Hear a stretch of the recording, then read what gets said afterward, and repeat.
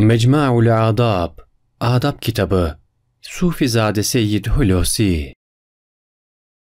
6. Bab. Ezanın adabı.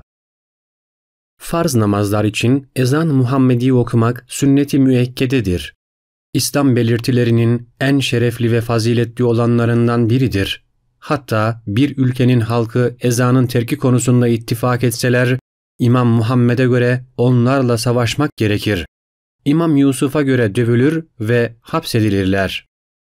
Ezana icabet etmenin 4 adabı vardır. 1. Müezzin ne derse onunla birlikte aynısını söylemek gerekir. Hatta "Eşhedü enne Muhammeden Resulullah"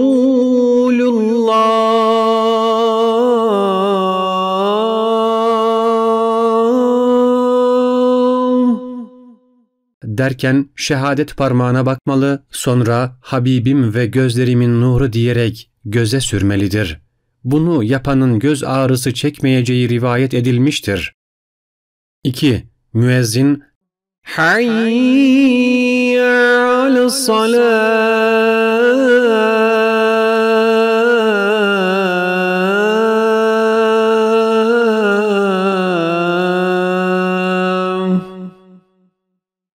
hayye alel-felâh"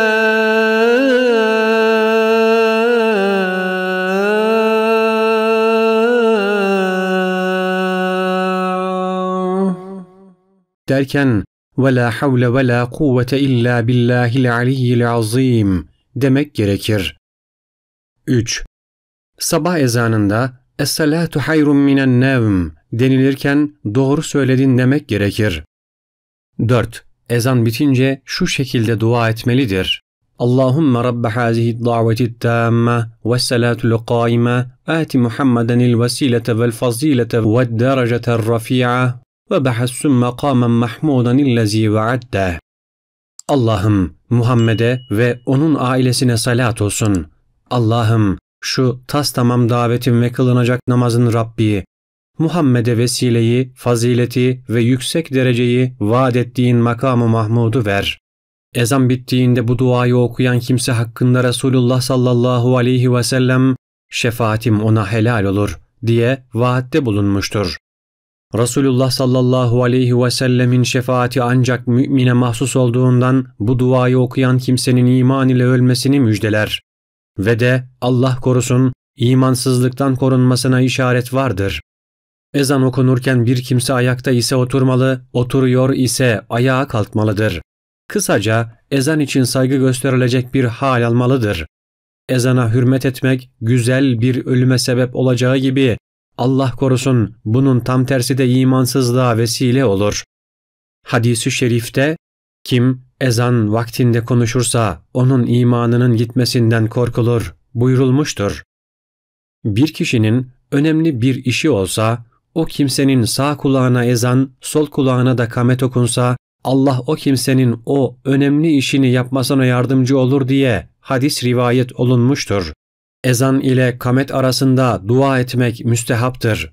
Hadis-i şerifte Ali'ye radıyallahu anh, ezan ile kamet arasında dua et, o dua geri çevrilmez buyurulmuştur.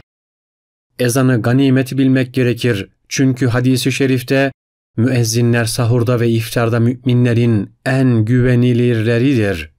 Başka bir hadiste müezzinler kıyamet gününde insanların en uzunlarıdır buyurulmuştur. Başka bir hadiste bir kimse 12 sene ezan okusa ona cennet vacip olur. Her gün okuduğu her bir ezan için 60 sevap alır ve kamet içinde 30 sevap alır buyurulmuştur.